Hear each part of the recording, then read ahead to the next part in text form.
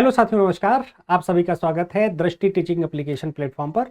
दोस्तों, मैं मनीष आप सभी का स्वागत करता हूं। दोस्तों, हम लोगों ने एक पहल शुरू करी है जिसमें हमारा लक्ष्य है कि हम आप सभी को कम से कम 1000 प्रश्नों के माध्यम से, जैसा कि ये बोर्ड पे लिखा हुआ है, 1000 प्रश्नों के माध्यम से पूरे इंटायर सिलेबस को, यानी कि समाजशास्त्र एनटीए यूजीसी नेट पाठ्यक्रम को कवर करें। ये जो प्रयास किया गया है, ये प्रयास बहुत ही जो है सोच विचार कर, जो है निर्णय लेने के बाद प्रारंभ किया गया है। क्योंकि इसका जो पर्पस है वो ये नहीं है कि हम क्वेश्चंस लाएंगे और क्वेश्चंस पर टिक करेंगे और चले जाएंगे, आगे बढ़ते चले जाएंगे, बल्कि इसका जो पर्पस है वो बहुत ही व्यापक है कि हर एक प्रश्न को हम बहुत ही बारीकी से, गंभीरता से उसके चारों ऑप्शंस को डिटेल में आपके सामने एक्सप्लेन करेंगे। यानी कि प्रत्येक प्रश्न पर कम से कम 5 मिनट से अधिक दिया जाएगा, जहां पर हम हर एक प्रश्न के, जैसे कोई एक, हम मान लो थिंकर उठा लेते हैं। मान लो एक प्रश्न है कि सामाजिक संबंधों का जाल है, मकाइवर दिया है, स्पेंसर दिया है, मार्क्स दिया है, कोजर दिया है, ऐसे दे रखा है 4 ऑप्शंस में। तो हमने सही ऑप्शन टिक किया, उसकी तो बारे में बताया ही, प्लस जो नीचे के 3 ऑप्शन और हैं उन तीनों थिंकर्स के बारे में भी डिटेल के साथ आपके साथ डिस्कस किया, ताकि जो आपकी प्रिपरेशन है वो बहुत ही सारगर्भित, बहुत ही कह सकते हैं कि टू द पॉइंट अच्छे से हो सके। आप सभी को पता है कि यूजीसी का जो एग्ज़ाम है सोशियोलॉजी का या हर विषय का जो एग्ज़ाम है, बड़ा सारगर्भित जो है एग्ज़ाम होता है। उसमें जो प्रश्न हैं गहरे प्रश्न होते हैं, प्रश्नों की जो समझ है वो भी बहुत मायने रखती है। हम कितना भी पढ़ लें, अगर हमें प्रश्नों की समझ अच्छी नहीं हो पाती है, तभी हमारे सामने ये चुनौती बनी रहती है कि यार इसको हम टेकल कैसे करें। क्योंकि यूजीसी का नेट का एग्जाम बेसिकली आपको असिस्टेंट प्रोफेसर बनाने की दिशा में एक कदम है। तो ऐसे में आपसे उम्मीद भी की जाती है कि आप अपनी तैयारी को इस तरह से या इस व्यवस्थित ढंग से करें कि आप प्रश्नों को बेहतर ढंग से कर पाएं, और वो कर पाने की क्रम में आपको विषय की अच्छी समझ, खासतौर पर थिंकर्स की बहुत अच्छी समझ होना स्वाभाविक है।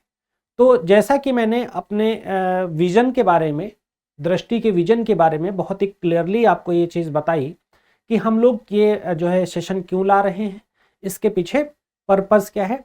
तो आइए इसके बारे में जानते हैं कि हमारे उद्देश्य क्या है, क्या क्या चीज़ों को हम ध्यान में रख रहे हैं। जो हम 1000 प्रश्न लेकर आ रहे हैं, इन 1000 प्रश्नों के माध्यम से हम पूरा पाठ्यक्रम कवर करेंगे।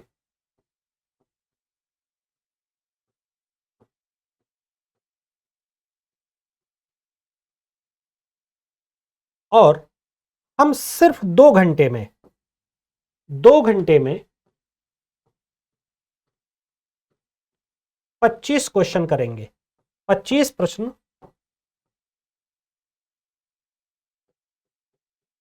का संपूर्ण विवरण प्रस्तुत करेंगे।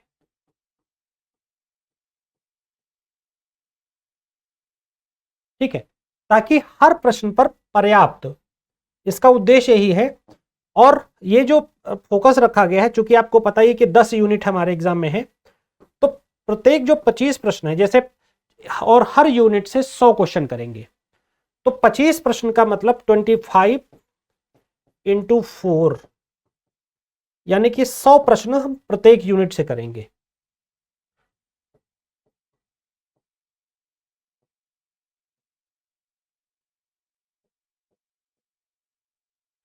तो ये जो 100 प्रश्न प्रति यूनिट करेंगे, यानी कि 25-25 प्रश्नों की 4 वीडियो बनाएंगे, यानी एक यूनिट पर जो हमारी चर्चा होगी वो 8 घंटे की चर्चा होगी।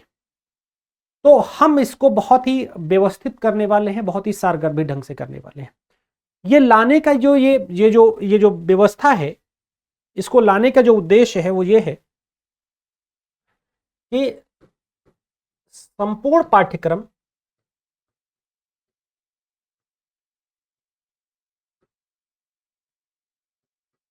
को कम समय में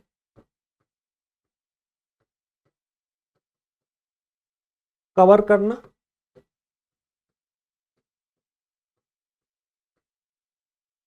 पहला उद्देश्य।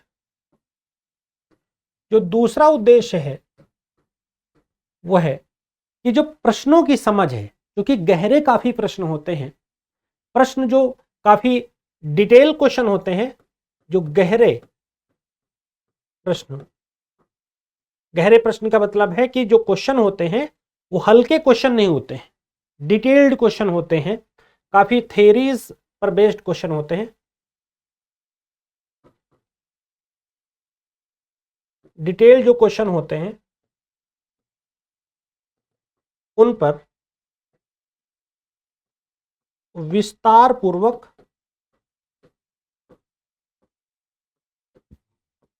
चर्चा करना। प्रश्नों की जो प्रकृति है,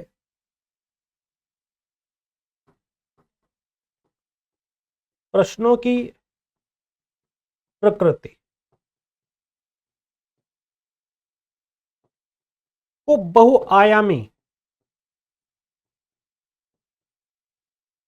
यानी मल्टी डायमेंशनल ढंग से, बहुआयामी ढंग से समझना।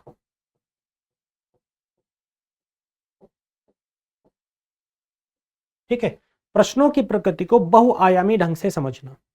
अब ये सारी जो चीजें हैं इनको हम इसलिए ही कर रहे हैं ताकि ये चीजें आपको मिल पाए, आपसे आप इन चीजों को इजीली कर पाए। खास तौर पर जब हम बात करते हैं थिंकर्स की, वहां बहुत बड़ी चुनौती होती है। जब बात करते हैं रिसर्च मेथोडोलॉजी की, या कुछ जो मिसलिनियस जैसे एरिया हैं, जैसे सामाजिक रूपांतरण की चुनौतियां, ठीक है, या सामाजिक जो है रूपांतरण वाला जो यूनिट है, लास्ट यूनिट, और तमाम ऐसी चीजें हैं जो काफी व्यापक है ना। इसके माध्यम से आपको सिद्धांतों की भी समझ, जो सिद्धांत हैं, जो अवधारणाएं हैं,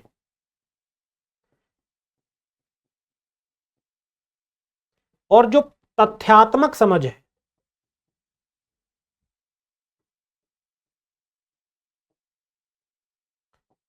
वो बेहतर करना,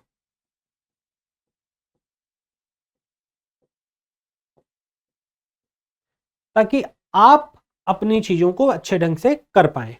ये जो पूरे सिलेबस का जो उद्देश्य है वो है गागर में सागर भरना।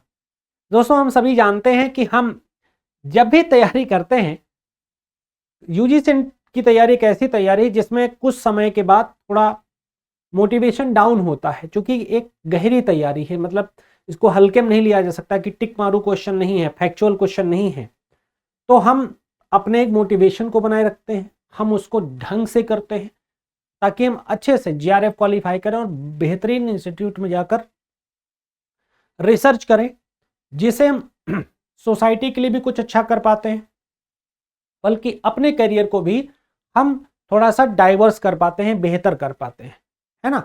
तो अब आइए हम देखते हैं कि प्रश्न कैसे आ रहे हैं, कितने टाइप के क्वेश्चन आ रहे हैं, हमें फोकस किन किन चीजों पर करना है।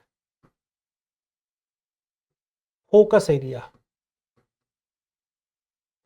अगर आप सक्सेस होना चाहते हैं तो जो मैं बताना चाह रहा हूं उन एरिया पर आपको फोकस करना पड़ेगा। आपके लिए फोकस एरिया क्या है? सबसे पहली चीज है थिंकर्स।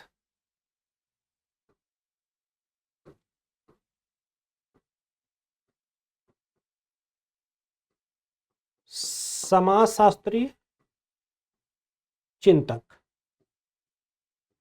और इन चिंतकों में आपको कई तरीके के चिंतकों को पढ़ना होगा।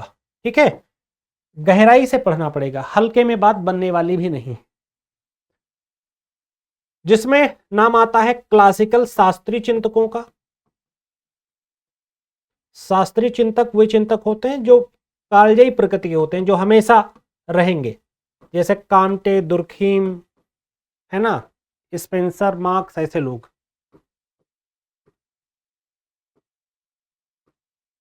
पार्सन्स, ऐसे लोग, इस तरीके के लोग, फॉर एग्जाम्पल मैंने बताया। फिर उत्तराधुनिक चिंतक,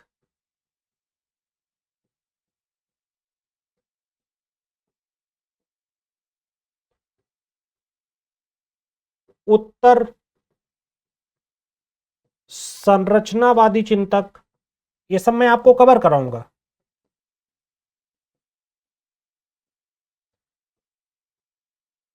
दलितवादी चिंतक,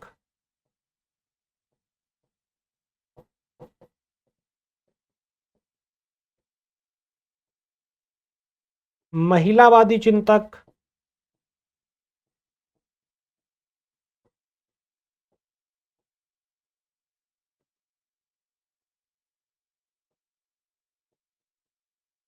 पर्यावरण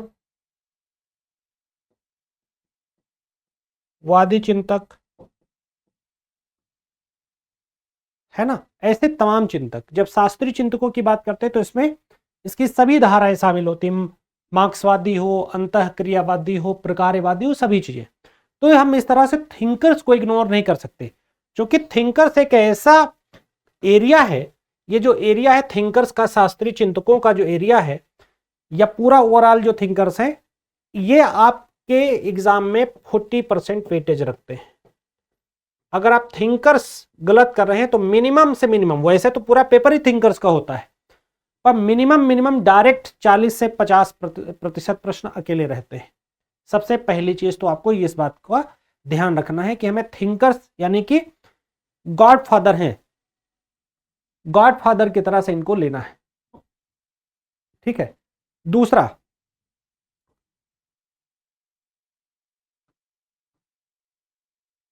मूलभूत अवधारणाएं,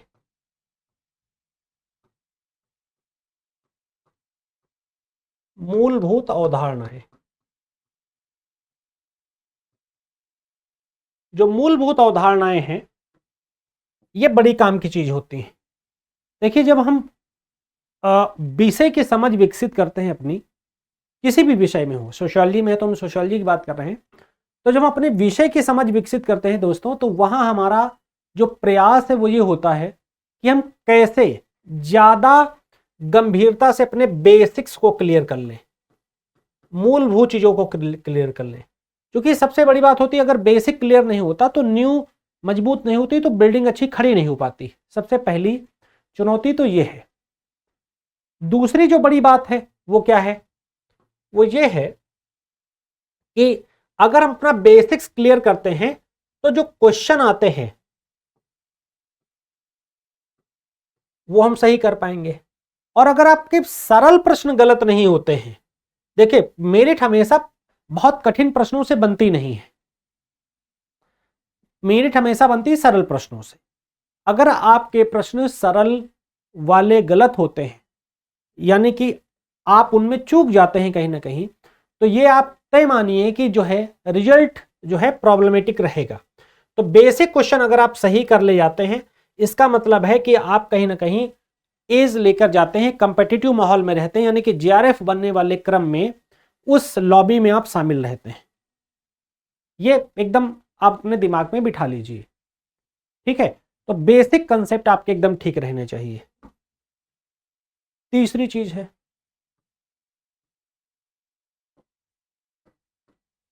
ये है बुक्स। यह समाजशास्त्री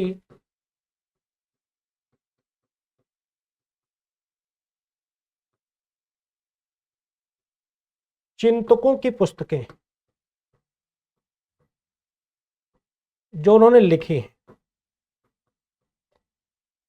मैं हमेशा और इनके बारे में बहुत फोकस करता हूं। मैंने इसके पहले भी आपका एक कोर्स पढ़ाया है, तो उस पर भी मैंने काफी फोकस किया है। जो पेपर कैंसिल हुआ था, जो ऑफलाइन में पेपर हुआ था, उसमें आपने देखा कि कम से कम 15 बुक्स, 15 से ज्यादा क्वेश्चन ऐसे आए हैं लगभग जो बुक्स से आए हैं। यानी कि अगर हम इनको छोड़ते हैं, इनके साथ हम अगर डील नहीं कर पाते हैं, तो यह माने कि लगभग चैलेंज हमारे सामने बड़ा चैलेंज खड़ा हो जाता है। तो बुक्स को आप इग्नोर नहीं कर सकते, लेकिन हाँ सारी बुक्स रटना भी पॉसिबल नहीं है। तो उसके लिए मैं हूं, आपको चाहे तो आपके क्लासिकल थिंकर हो, शास्त्रीय चिंतक हो,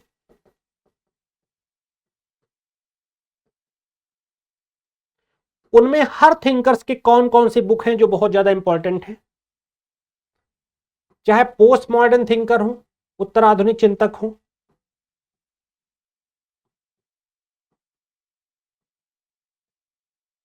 या कोई, या पोस्ट स्ट्रक्चरलिस्ट थिंकर हो, उत्तर संरचनावादी चिंतक हो,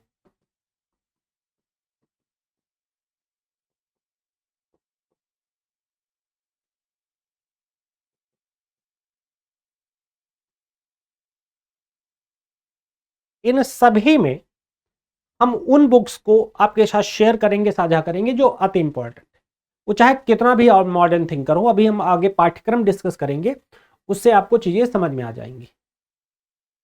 ठीक है, तो ये 3 जो रूल हैं, ये शुरुआती चीज। फिर चूंकि हमारा रिसर्च मेथोडोलॉजी का पेपर है, तो इसमें एक अच्छा खासा जो है एक एरिया होता है अनुसंधान का, और ये बड़ा इजी भी होता है। तो रिसर्च जो मेथोडोलॉजी है, या हम अनुसंधान प्रारूप की जगह इसको हम अनुसंधान रिसर्च मेथोडोलॉजी लिखें, अनुसंधान पद्धति शास्त्र,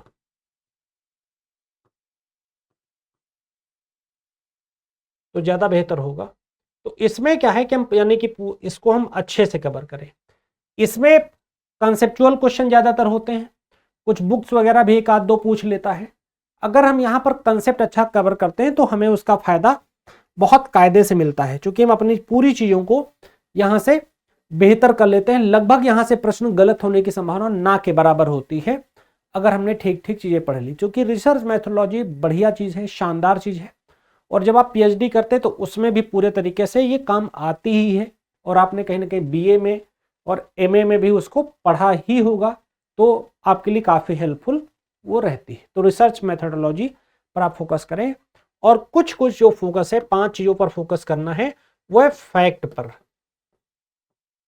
फैक्ट्स, तथ्यात्मक जानकारी। तथ्यात्मक जानकारी को मैं आपको इस तरीके से भी बताता हूं, जैसे कई बार बहुत ज़्यादा इसमें कोट्स भी पूछ लिए जाते हैं, कि किसने कहा, कमेंट भी पूछ लिए जाते हैं, कोट्स भी पूछ लिए जाते हैं। सामाजिक संबंधों का जाल है, या इसे पूछ लेगा कि समाज एक महिमा मंडित समाज है, ठीक है, या जो है विपथगामी प्रवृत्तियों की कली को फूल बनने से पहले कुचल देना चाहिए। तो ये कमेंट होते हैं, टिप्पणियां जिनको बोलते हो, ये किसने करी है ना। अब स्पेंसर को कौन पढ़ता है, पूछ लेता है ऐसा, किसने कहा। तो आपको यहाँ पर फैक्ट्स के अंतर्गत में कुछ कोट्स किए थिंक किसने कहा, ये कमेंट किसने दिया, ये चीजें भी पता रहनी चाहिए। इससे आपकी विषय पर एक बढ़िया पकड़ बनती है, और ये चीजें आपको एक आइडिया से भी पता चलती है। जैसे आपने थिंकर्स अच्छे से पढ़ा है, तो उसके आइडिया में भी चीजें पिरोई होती हैं, जिससे आप चीजों को जान पाते हैं।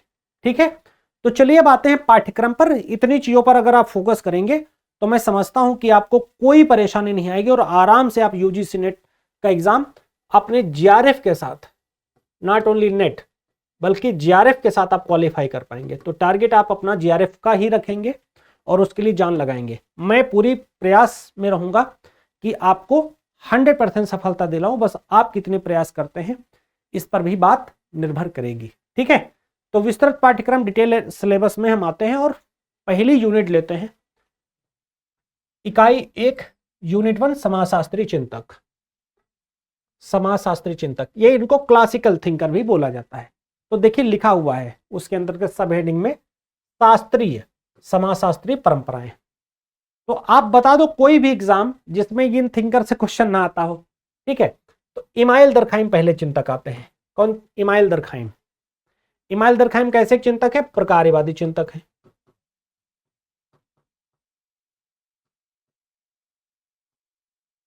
यानी कि किसी भी घटना को समाज में सकारात्मक नजरिए से देखते हैं। आत्महत्या, समाज में श्रम का विभाजन, धर्म की बात हो, चाहे ऑस्ट्रेलिया के अरुंटा जनजाति का अध्ययन हो, है ना। इनकी बुक्स को क्रोनोलॉजी में भी पूछ चुका है, तो काफी गहरे सवाल पूछे जाते हैं। सामाजिक तथ्य की बात हो, है ना, सोसाइटी सुई जनरिस, समाज क्या है? समाज स्वयंभू है, समाज ही वास्तविक देवता है। ऐसे काफी गहरी बातें इनके चिंतन में मिलती हैं। फिर आता मैक्स वेबर। तो मैक्स वेबर एक ऐसे समाजशास्त्री हैं जो तुमको इनको जस्ट लाइक बुद्धा कह सकते हो कि मध्यम मार्ग पर चलते हैं। ये एक्सट्रीम मार्क्सवाद का भी खंडन करते हैं और एक्सट्रीम प्रकार्यवाद का भी खंडन करते हैं। ये कहते हैं रियलिटी की तरफ हमें मूव करना चाहिए। तो मार्क्सवाद और फंक्शनलिस्ट थिंकर का मिला जुला स्वरूप इनमें देखने को मिलता है। इनका अगर हम इनके सिद्धांत की बात करें तो जैसे नौकरशाही,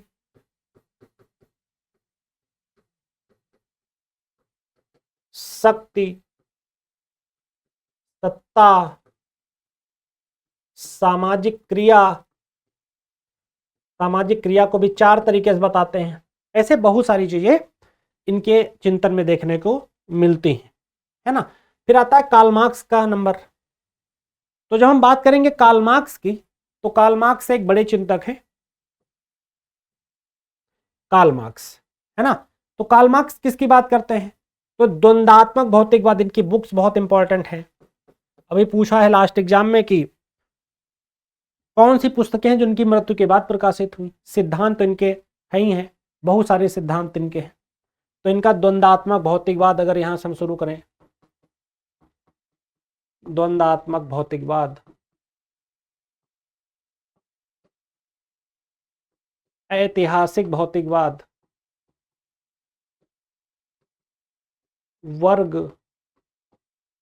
वर्ग संघर्ष, है ना, अलगाव, मिथ्या चेतना, वर्ग चेतना और बहुत सारी उदाहरणें इनकी, ठीक है। फिर यूनिट 1 का दूसरा भाग आता है, इसमें संरचनात्मक चिंतक आते हैं, स्ट्रक्चरल फंक्शनलिस्ट एंड स्ट्रक्चरलिज्म, ठीक है, संरचनावादी। तो इसमें मेलिनोव्स्की का नाम आता है, Radcliffe, Brown, Talcott, Parsons, Merton और लेवी स्ट्रॉस। तो जैसे कि आप सभी को पता है कि लेवी स्ट्रॉस, मेलिनोव्स्की, है ना, ब्राउन, पार्सन्स, ये सब बड़े इंपॉर्टेंट थिंकर हैं। ये लोग संरचना और प्रकार्य पर, कि संरचना किसे कहते हैं, कोई समाज केंद्रित संरचना बताएगा, कोई व्यक्ति केंद्रित संरचना बताएगा। ये लोग धर्म का भी अध्ययन करते हैं, है ना, बहुत सारी चीजें हैं। पार्सन्स की अगर हम बात करें तो सामाजिक व्यवस्था का भी मॉडल है इनका। इनको फादर ऑफ ग्रैंड थ्योरी बोलते हैं। एजिल मॉडल भी इसने दिया था। प्रकार्यात्मक द्विविपरीतता की भी बात करते हैं। मर्टन की बात करें तो मर्टन संदर्भ समूह की बात करते हैं, माध्यमिक, और उसके बाद और भी सिद्धांत इनके, प्रकट प्रकार्य, अप्रकट प्रकार्य, दुष्प्रकार्य, अप्रकार्य, लेटेंट फंक्शन, मैनिफेस्ट फंक्शन, है ना, ऐसे जो बोलते हैं। और लेवी स्ट्रॉस भी एक बड़े संरचनावादी चिंतक माने जाते हैं। नातेदारी व्यवस्था और तमाम चीजों पर इन लोगों के काफी गहरे अध्ययन है। फिर आते हैं व्याख्यात्मक समाजशास्त्र। व्याख्यात्मक समाजशास्त्र का मतलब है ये जो श्रेणी के जो चिंतक हैं, हर्मेनेटिकल एंड इंटरप्रेटेटिव ट्रेडिशंस, ये लोग क्या करते हैं, व्याख्यात्मक समाजशास्त्र को आप ऐसे समझ सकते हैं जैसे आजकल अध्ययन हो रहा है व्यक्ति का। आप आजकल देखते हो कि पॉडकास्ट बहुत आते हैं, पॉडकास्ट बहुत आने का जो रीजन है वो ये है कि लोग, जो सक्सेसफुल लोग हैं, उनकी व्यक्तिगत जिंदगी के बारे में जानना चाहते हैं। तो इस श्रेणी के जितने भी चिंतक हैं, इनके अध्ययन का केंद्र सामाजिक संरचना है ही नहीं, इनके अध्ययन का केंद्र व्यक्ति है। यानी कि ये देखते हैं कि कोई व्यक्ति कैसे सफल हुआ, कैसे असफल हुआ, इस तरीके के जो अध्ययन है वो इसमें आते हैं। क्योंकि इन थिंकर्स के अध्ययन के केंद्र में क्या है, व्यक्ति है। निर्वचनात्मक, इंटरप्रिटेशन, यानी कि किसी भी घटना को पूरी गहराई में जाकर व्याख्या करना, निर्वचन करना, इंटरप्रिटेशन करना। और व्याख्यात्मक का मतलब है डिटेल में उसको बताना। जैसे कहते हैं ना, आपने देखा होगा रणवीर अलाहाबादिया और तमाम आजकल देखा होगा लोग पॉडकास्ट करते हैं। तो उसमें ये लोग क्या करते हैं, बुलाते हैं लोगों को, और उसके बाद उनकी पर्सनल लाइफ के बारे में किसी सोल्जर को बुला लेंगे, विकास सर को, जैसे बुलाते हैं, एजुकेशनिस्ट को बुला लेंगे, मिलिट्री के किसी आदमी को बुला लेंगे, मतलब अलग अलग डाइवर्स फील्ड्स के लोगों को बुलाकर उनकी लाइफ के बारे में जानते हैं। जैसे कई सारे कमांडोज को भी इन लोगों ने बुला रखा, तो जानने की कोशिश करते हैं कि व्यक्ति की जिंदगी कितनी चैलेंजिंग है, उसके साथ कैसे वो सक्सेस प्राप्त कर सका। तो ये वही है, पूरा डिटेल में कहेंगे जानो। जैसे कई बार आपने ललन टॉप का एक प्रोग्राम देखा होगा, बैठकी, या जो है नेताजी घेरे में, या जो है guest in the news room, उनके प्रोग्राम है वो यही बात करते हैं। Guest in the news room में पूरा डिटेल में जानने की कोशिश करते हैं। तो इसमें मीड आ गए, कार्ल मैनहीम आ गए, अल्फ्रेड शुट्ज आ गए, गारफिंकल हैं, इरविंग गॉफमैन। अरविंग को, इनको इरविंग भी हिंदी में इरविंग लिखा मिलता है, इरविंग गॉफमैन, है ना। क्लिफर्ड गिड्स आ गए। तो ये सारे थिंकर्स हैं। अगर इन पे हम डिटेल में बातचीत ही शुरू कर देंगे तो सारी यूनिट आपके साथ साझा नहीं कर पाएंगे, इसलिए मैंने इनका सोल बता दिया, ठीक है। फिर चौथा जो बिंदु है वो आता है उत्तर आधुनिकतावादी और संरचनावाद तथा उत्तर उपनिवेशवादी चिंतकों का, कि कैसे ये लोग इनके विषय में राय रखते हैं। तो जैसे इनमें जो चिंतक हैं, एडवर्ड सईद हैं, पियरे बोर्दियू हैं, मिशेल फूको हैं, जुर्गेन, या जैसे इनको युर्गेन लिखा तो इनको जुर्गेन भी कई जगह लिखा मिलता है, जुर्गेन हेबरमास। मिशेल फूको को फूकॉल्ट भी लिखा मिलता है ना। तो एक ही बातें हैं, उनमें कोई बड़ा अंतर नहीं है। तो ये इन थिंकर्स पर हम लोग डिटेल में चर्चा करेंगे, इनके बारे में बात करेंगे। जैसे थ्योरी ऑफ कम्युनिकेटिव एक्शन, वैधता का संकट, फूकॉल्ट का है ना, शक्ति का सिद्धांत, genealogy of knowledge, archaeology of power, ऐसे पियरे बोर्दियू का है कल्चरल कैपिटल। ऐसे तमाम सिद्धांत हैं जो हम लोग डिस्कस करेंगे। फिर एंथोनी गिडिंग्स, संरचनाकरण, मैनुअल कैसल्स की बात आती है। ये सब तमाम बड़े चिंतक हैं। फिर भारतीय चिंतन को भी इसमें शामिल करेंगे, इंडियन थिंकर्स को। तो जब हम इंडियन थिंकर्स की बात करेंगे तो जाहिर सी बात है गांधी जी को तो नहीं छोड़ा जा सकता। गांधी जी हो गए, अंबेडकर हो गए, मुखर्जी हो गए, घुर्ये हो गए, श्रीनिवास हो गए, इरावती कर्वे। तो इनमें सबसे जो पॉपुलर थ्योरी है, जैसे गांधी जी सर्वोदय, सत्य, अहिंसा, है ना, ये सब इनके सिद्धांत हैं। अंबेडकर का सामाजिक न्याय, इनकी पुस्तकें भी बहुत इंपॉर्टेंट है। राधा कमल मुखर्जी, ये बेसिकली बात करते हैं सोशल वैल्यूज़ की, उन पर राधा कमल मुखर्जी पर पूरी बात होगी। फिर जीएस घुर्ये, जाति के बारे में, इंडोलॉजी के बारे में इनका बहुत गंभीर चिंतन है। श्रीनिवास, संस्कृतिकरण, पश्चिमीकरण, ऐसे आधुनिकीकरण, लौकिकीकरण, प्रभु जाति, है ना, और जाति व्यवस्था के बारे में बताते हैं। फील्ड अध्ययन पर काफ़ी काम है इनका। इरावती कर्वे का नातेदारी, किनशिप सिस्टम, नातेदारी को इन्होंने 4 भागों में बांटकर देखा, उत्तर भारत, दक्षिण भारत, मध्य भारत और पूर्वी भारत। तो पहली यूनिट्स पर हम यहाँ पर इस तरह से चीज़ों को करेंगे। इसलिए हमने 25 प्रश्न से ज़्यादा एक उसमें सीट में नहीं रखे हैं, ताकि हम हर प्रश्न को गहराई में आपको समझा पाए, ये उद्देश्य है। फिर दूसरा यूनिट आती है शोध प्रवृत्तियां और विधियां। इसमें पहला थिंकर आता है पहला जो आता है सब यूनिट, सामाजिक यथार्थ की अवधारणा। क्या है सोशल रियलिटी? तो जैसे कई बार में होता ना, जैसे भ्रम वास्तविकता नहीं है, हिप्नोटाइज्म वास्तविकता नहीं, हिप्नोसिस वास्तविकता नहीं है।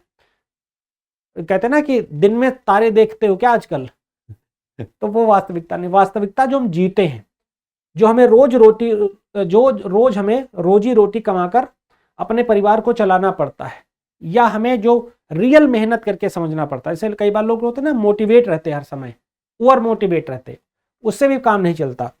आपको अपनी जिंदगी में रोज के लिए कुछ करना भी होता है, तो वो चीज़ होती है। सामाजिक विज्ञान और वैज्ञानिक विधि और ज्ञान मीमांसा, ये सारी चीज़ें आती हैं। व्याख्यात्मक परंपराएं भी इसमें शामिल होती हैं। सामाजिक विज्ञान में वस्तुनिष्ठता, ऑब्जेक्टिविटी और परावर्तकता, ये भी शामिल है। फिर नीति शास्त्र और राजनीति शास्त्र, एथिक्स और पॉलिटिकल साइंस, इनके कैसे आपस में रिलेशन, इनको भी समझाएंगे। फिर आता है शोध अभिकल्प निरूपण, research formulation of research design, अनुसंधान प्रारूप क्या है। तो इसमें हम यही समझेंगे कि कैसे कोई शोधार्थी जब शोध करने, रिसर्च करने फील्ड पर जाता है, तो रिसर्च डिजाइन बनाए बिना तो वो कैसे किसी विषय पर अध्ययन करेगा। भाई आपका क्या विषय है, किस क्षेत्र में आप अध्ययन करोगे, आप किन लोगों पर अध्ययन करोगे, जनजातियों पर करोगे, महिलाओं पर करोगे, युवाओं पर करोगे, बेरोजगारों पर करोगे, अनपढ़ों पर करोगे, पढ़े लिखों पर करोगे, आधुनिक तकनीकी पर करोगे, किस पे अध्ययन करोगे, तो वो चीज भी आपको बतानी होती है। ठीक है, फिर आपको डेटा भी उससे लेना है और आपको इंडक्शन डिडक्शन मेथड यूज करना है, ये सारी चीज, हाइपोथेसिस बनानी है, क्वेश्चन बनाने हैं, उनका पर्पज सेट करना है, तो ये सारी चीजें आपको करनी होती है। फिर इसमें तीसरी चीज आती है परिमाणात्मक और गुणात्मक विधियां। देखिए, परिमाणात्मक विधि का मतलब होता है जहां हम किसी विषय में के बारे में काफी चीजें जानने की कोशिश करते हैं, that is called quantitative method. ठीक है, क्वांटिटेटिव मेथड।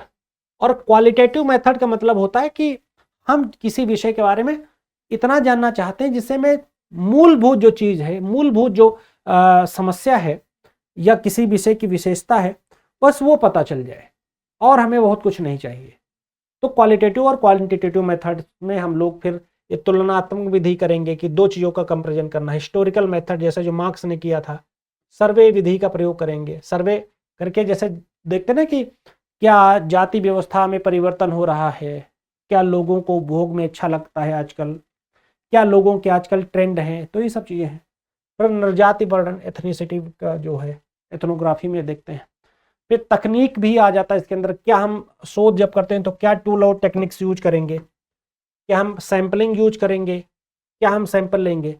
तो सैंपल का मतलब है शोध क्षेत्र में गए और एक तरीका होता है जिसको हम चाहेंगे उसी से पूछेंगे, एक तरीका होगा हम किसी से रैंडम पूछेंगे।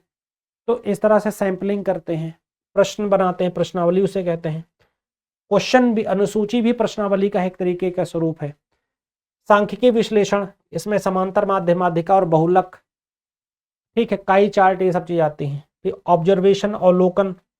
अवलोकन का मतलब है जैसे आप हमारी क्लास देख रहे हैं, आपको अच्छी लगेगी कि नहीं लगेगी आप पर निर्भर करता है ना, तो ऑब्जर्व करना अवलोकन कहलाता है। साक्षात्कार, दो लोगों का होना, व्यक्तिगत अध्ययन, केस स्टडीज जो होती हैं। फिर डेटा का विश्लेषण करना, जो फाइंडिंग्स आई हैं, प्रतिवेदन लिखना यानी राइटिंग, रिपोर्ट राइटिंग बनाना, तो ये सारी चीज़ें आती हैं दूसरी यूनिट में, यानी रिसर्च से जुड़ी यूनिट। तीसरी यूनिट है बेसिक कंसेप्ट से। देखिए, जो मैंने आपको शुरुआती 5 बातें बताई हैं जिन पर बहुत फोकस करना है, उनमें 2-3 बातें आपको यहाँ पता चल गई। फिर मौलिक अवधारणाएं, बेसिक अवधारणाएं, संस्थाएं, जैसे समाजशास्त्री जो अवधारणाएं हैं, और इसमें जितनी लिखी इससे भी ज़्यादा आपको पता रहनी चाहिए। जैसे सोशल स्ट्रक्चर क्या है, तो सिर्फ सोशल स्ट्रक्चर से काम नहीं चलेगा, इस पे मार्क्स ने, नडेल ने, स्पेंसर ने, दुर्खीम ने, काम्टे ने, है ना, कि और तमाम समाजशास्त्रियों ने क्या कहा है, क्या है सामाजिक संरचना, संस्कृति क्या है व्यापक ढंग से, नेटवर्क क्या है, परिस्थिति और भूमिका क्या है, पहचान किसे कहते हैं, समुदाय क्या है, प्रवासी क्या है, प्रवासी कैसे अप्रवासन का प्रवास करते हैं, कैसे पुश फैक्टर पुल फैक्टर क्या है, क्या कारण होते हैं प्रवासन के, वो सब हम यहाँ समझेंगे। मूल्य मानदंड और नियम क्या होते हैं ये समझेंगे। फिर पर्सनहुड क्या होता है, हैबिटस और एजेंसी क्या होती हैं, है ना, हैबिटस और फील्ड यानी हमारी हैबिट क्या है, हम कैसे एजेंसी में किस तरीके की हैबिट से काम करते हैं, हमारी आदतें क्या है, हमारा व्यवहार क्या है, हमारा वर्क कल्चर क्या है, हम कैसे काम करना चाहते हैं या कैसे काम करते हैं, वो सारी चीज़ें। फिर आता है अधिकारी तंत्र यानी नौकरशाही, सत्ता और प्राधिकार यानी ब्यूरोक्रेसी, अथॉरिटी एंड पावर, इनके बारे में डिस्कस करेंगे। फिर इसी में दूसरी यूनिट, दूसरा नंबर आ जाता है सब हेडिंग में, सामाजिक संस्थाएं। तो सामाजिक संस्थाओं में आपको पता ही कि नातेदारी, परिवार और विवाह, ये सब चीज़ें आती है, जाति वगैरह भी। फिर इकोनॉमी भी इसमें आ जाएगी, अर्थव्यवस्था कैसे हमारे परिवार को चलाने के लिए जरूरी है, राज्य शासन विधि, सरकार कैसे रूल करती है हम पर, धर्म का क्या इंपॉर्टेंट रोल है, शिक्षा कैसे महत्वपूर्ण है हमारे लिए, विधियां और रीति रिवाज, कस्टम्स एंड मैनर्स कैसे हमारे लिए जो है जरूरी है, लॉ एंड कस्टम से कैसे जरूरी है हमारे लिए, कि कैसे हम, जैसे हम होता ना कि हमारे ऊपर नियंत्रण है समाज का, अनौपचारिक नियंत्रण भी है कि हम कैसे जीवन जिएंगे, कैसे लोगों से व्यवहार करेंगे, कैसे लोगों के साथ इंटरेक्ट करेंगे, इन सारी चीज़ों का भी बहुत महत्वपूर्ण रोल होता है। फिर इसी का तीसरा पार्ट है सामाजिक स्तरीकरण। यहाँ से काफ़ी क्वेश्चन आते हैं सोशल स्ट्रेटिफिकेशन से। ये बहुत इंपॉर्टेंट एरिया है। इसमें सामाजिक विभेद क्या होता है, सोशल डिफरेंटिएशन क्या है, पदानुक्रम क्या है, असमानता क्या है और पार्श्वीकरण क्या है, मार्जिनलाइजेशन क्या है। तो भाई सामाजिक विभेद का मतलब है एक कोई उच्च पद पर है, कोई निम्न पद पर है। ये जैविक आधार पर भी होता है कि कोई महिला है तो कोई पुरुष है, कोई ट्रांसजेंडर है ना। ऐसे पदानुक्रम एक हायरार्की, कोई बड़े पद पर है, कोई छोटे पद पर है। असमानता, गरीब और अमीर। मार्जिनलाइजेशन का मतलब है जैसे ऐसे लोग जो समाज की मुख्य धारा में शामिल ही नहीं है। फिर जाति और वर्ग, यहाँ से सबसे ज़्यादा क्वेश्चन आते हैं, इससे बात होगी। फिर लिंग, लैंगिकता और दिव्यांगता। तो जैसे दिव्यांगता को लेकर क्या कानून है, कितना रिजर्वेशन है, कितने प्रकार के दिव्यांग हैं, कब इसके लिए कानून आया था, सब डिटेल में पढ़ाएंगे, बताएंगे। लिंग और लैंगिकता क्या है, जेंडर और सेक्सुअलिटी क्या है ना, तो इसकी चर्चा की जाएगी। फिर प्रजाति, जनजाति और नरजातीयता कि क्या होती है, रेस क्या होती है, जनजातियां क्या होती है, एथनिसिटी, सबको प्रश्नों के माध्यम से डिटेल में उन पर डिस्कशन, चिंतन किया जाएगा। ठीक है, तो ये अब सब बहुत जरूरी है। फिर सामाजिक परिवर्तन, ये भी काफी इंपॉर्टेंट है। सोशल चेंज एंड प्रोसेस बहुत इंपॉर्टेंट हो जाता है ये। उद्विकास क्या है और डिफ्यूजन क्या है, प्रसार क्या है, कि कोई कंसेप्ट कैसे डेवलप हुआ। जैसे उद्विकास पर बात होगी तो इसमें हम बिना डार्विन के और पार्सन्स की चर्चा किए नहीं रह सकते, है ना। फिर हम बात करेंगे आधुनिकीकरण और विकास की, तो मॉडर्नाइजेशन पर बहुत सारी थेरीज हैं, डेवलपमेंट पर बहुत थेरीज हैं। फिर सोशल ट्रांसफॉर्मेशन, सामाजिक रूपांतरण और ग्लोबलाइजेशन। सोशल ट्रांसफॉर्मेशन और ग्लोबलाइजेशन, सामाजिक रूपांतरण क्या है और वैश्वीकरण क्या है, इस पर चर्चा होगी। ठीक, और डिटेल में चर्चा होगी, तो उस पर हम लोग बात करेंगे। फिर सामाजिक गतिशीलता, तो सामाजिक गतिशीलता पर सोरोकिन की बात हम लोग काफी करेंगे, क्योंकि यहाँ से क्वेश्चन पूछा जाता है। उदग्र, क्षैतिज, है ना, इसे तमाम तरीके से इस पर डिस्कस कर लेंगे। फिर आती यूनिट 4। यूनिट 4 बहुत बहुत बहुत इंपॉर्टेंट है यूनिट 4, क्योंकि यूनिट 4 में जो गहराई है उसको हमें पकड़ के रखना पड़ेगा।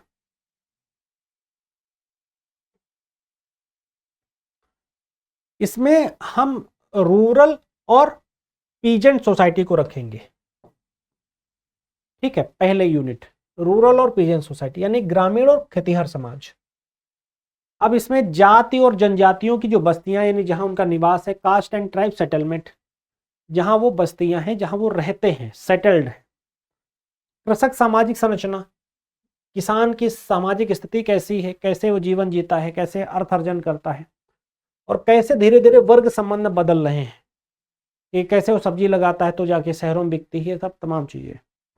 भू स्वामित्व और कृषक संबंध, इस पर भी बात होगी। Land ownership and agrarian relations, फिर कृषक अर्थव्यवस्था का कैसे ह्रास हुआ है, कैसे एग्रेरियन जो इकोनॉमी है वो कैसे उसमें वो मार्जिनलाइज हुई, कैसे उसे डिप्रिसिएशन हुआ है, कैसे लोग अब खेती नहीं करना चाहते हैं, खेती घाटे का सौदा है, कैसे लोगों की ज़िंदगी बेहतर नहीं हो रही है ना। तो वो सारी चीज़ें यहाँ पर आपके चिंतन में आएंगी। फिर माइग्रेट क्यों लोग कर रहे हैं, क्यों कहीं भी नौकरी के लिए जा रहे हैं, और इससे हमारे देश की अर्थव्यवस्था पर क्या प्रभाव पड़ता है, लोगों के जीवन पर क्या प्रभाव पड़ता है, सामाजिक संबंधों पर क्या प्रभाव पड़ता है,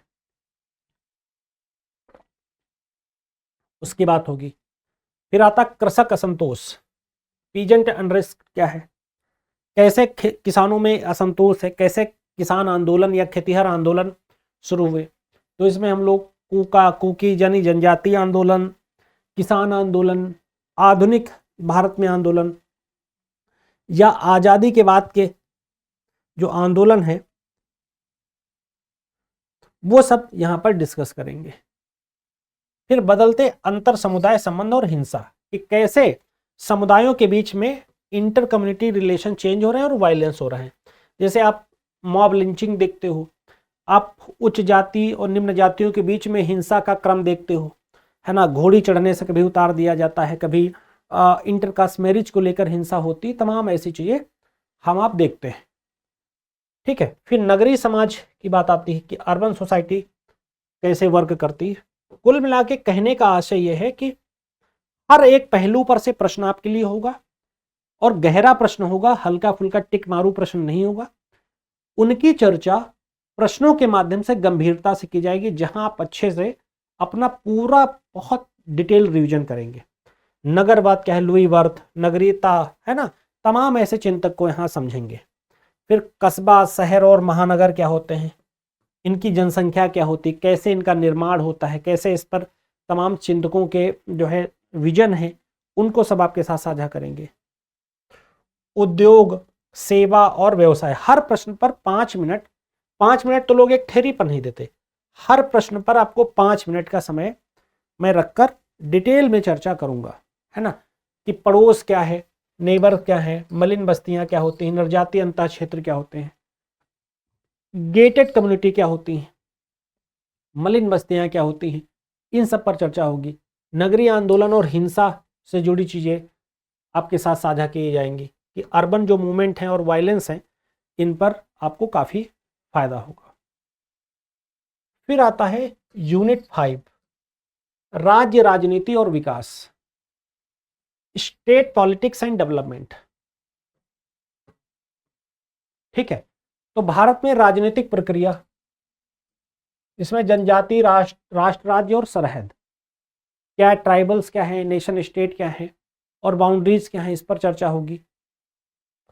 फिर चर्चा होगी ब्यूरोक्रेसी क्या होती है, नौकरशाही क्या होती है, इस पर डिटेल में चर्चा होगी। अभिशासन और विकास, गुड गवर्नेंस और डेवलपमेंट। ठीक है, गुड गवर्नेंस और डेवलपमेंट क्या होता है, विकास, ब्यूरोक्रेसी, नौकरशाही कैसे काम करती है, तो यहाँ हम लोग पूरा मैक्स वेबर के नौकरशाही को डिटेल में समझेंगे, पीटर ब्लाउ के सिद्धांत को भी समझेंगे। गुड गवर्नेंस क्या होता है, कैसे लोगों की जिंदगी में गुड गवर्नेंस बेहतरी लाता है। विकास एक बहुआयामी अवधारणा, कैसे लोगों को इफेक्ट करती है। पब्लिक पॉलिसीज अगर अच्छी हैं तो कैसे लोगों का जीवन अच्छा होता है, जैसे स्वास्थ्य में, शिक्षा में, आजीविका यानी रोजगार में, यही तो 3 फंडामेंटल चुनौतियां हैं। तो स्वास्थ्य को लेकर जनजातियों का स्वास्थ्य, महिलाओं का स्वास्थ्य, बच्चों का स्वास्थ्य, वृद्धों की चुनौतियां, है ना, युवाओं में तमाम जो बीमारियां हो रही हैं उनकी चर्चा की जाएगी। शिक्षा को लेकर क्या दशा है, पूरा डिटेल में और करंट अफेयर्स के हिसाब से। असर की रिपोर्ट क्या कहती है, नेशनल फैमिली हेल्थ सर्वे क्या बोलता है, ये सब पर हेल्थ पर बात होगी और एजुकेशन पर असर की रिपोर्ट वगैरह से। फिर आजीविका के लिए क्या सरकार की योजनाएं हैं, पूरा अपडेटेड ढंग से उन चीज़ों को किया जाएगा। पॉलिटिकल कल्चर क्या होता है, तो पॉलिटिकल सोशोलॉजी में मेरा स्पेशलाइजेशन है तो वो पूरा डिटेल में करेंगे। तृणमूल प्रजातंत्र, यानी कि तृणमूल प्रजातंत्र का मतलब होता है पंचायती राज।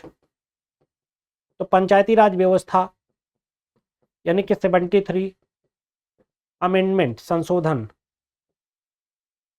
पर पूरा डिटेल में चर्चा हो जाएगी। विधि और समाज, लॉ एंड सोसाइटी कैसे काम करते हैं, तो कानून क्या करता है, औपचारिक नियंत्रण समाज पर लगाता है। औपचारिक नियंत्रण का क्या मतलब होता है दोस्त, औपचारिक नियंत्रण का मतलब होता है कि हम समाज को कैसे कानूनों के माध्यम से व्यवस्थित कर सकते हैं, क्योंकि बहुत ज्यादा जरूरी होता है। औपचारिक कानून दमनकारी कानून का नहीं बल्कि प्रतिकारी कानून का दौर है, तो इसके माध्यम से।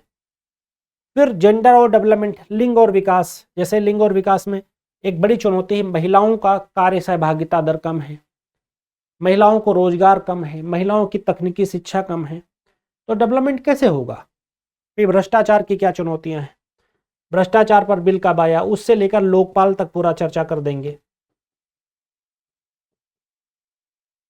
फिर अंतर्राष्ट्रीय विकास संगठनों की भूमिका, तो इसमें WTO, IMF, है ना, इसमें बहुत सारे संगठन है, WTO हो गया, IMF हो गया, वर्ल्ड बैंक हो गया,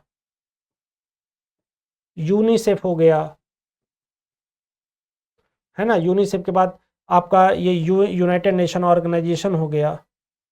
ऐसी बड़ी बड़ी संस्थाओं की चर्चा यहाँ पर की जाएगी कि उनका क्या रोल है बेहतरी लाने में। फिर सामाजिक आंदोलन और विरोध, कि सोशल जो मूवमेंट होते हैं वो किस लिए होते हैं। भाई सामाजिक आंदोलन, आंदोलन का कहने का मतलब होता है कि एक विचारधारा का शामिल होना, क्योंकि बिना विचारधारा के कोई आंदोलन सफलता सुनिश्चित नहीं कर सकता।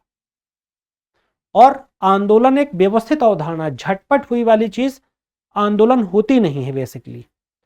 तो आंदोलन कैसे वर्क करते हैं, कैसा उनका जो है पर्पज होता है, एक लॉन्ग टर्म पर्पज होता है सोशल गुड, या सामाजिक बेहतरी लाने के लिए, समाज में अच्छाई लाने के लिए। और कौन कौन लोग भाग लेते हैं, राजनीतिक गुट, दबाव समूह जो सरकार में नहीं होकर बाहर रहते हैं और सरकार पर दबाव बनाते हैं, उनको दबाव समूह बोलते हैं। जातियां, है ना, आरक्षण के नाम पर जातीयता, जैसे नॉर्थ ईस्ट में कुकी वगैरह का जो विद्रोह है वो इसीलिए है।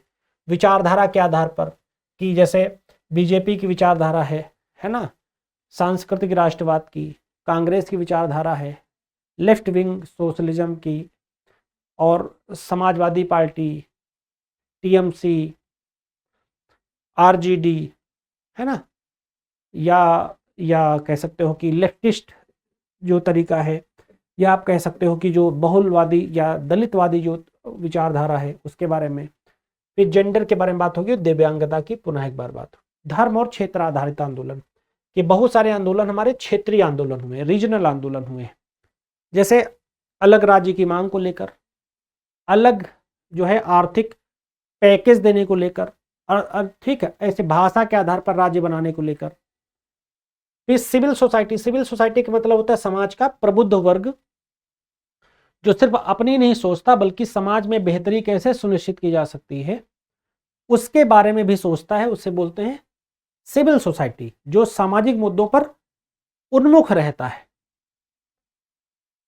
फिर है एनजीओ, गैर सरकारी संगठन, जहां न पहुंचे रवि वहां पहुंचे कवि वाली इनकी स्थिति होती है। ये बहुत मेहनत करते हैं और सरकार के साथ और सरकार के विपरीत भी रहते हैं और सरकार के समर्थन में भी रहते हैं। बहुत अलग अलग प्रकार के एनजीओ हैं हमारे देश में, कम से कम 10 लाख से ज़्यादा एनजीओ हैं जो कार्यरत होते हैं बहुत सारे मुद्दों पर, और जो लोकतंत्र की मजबूती, समाज के वंचित वर्ग, जनजातियों की मजबूती, महिलाओं की मजबूती के लिए काम करते हैं। तो ये सक्रियतावाद और नेतृत्व पर बात होगी। फिर आता है आरक्षण और राजनीति।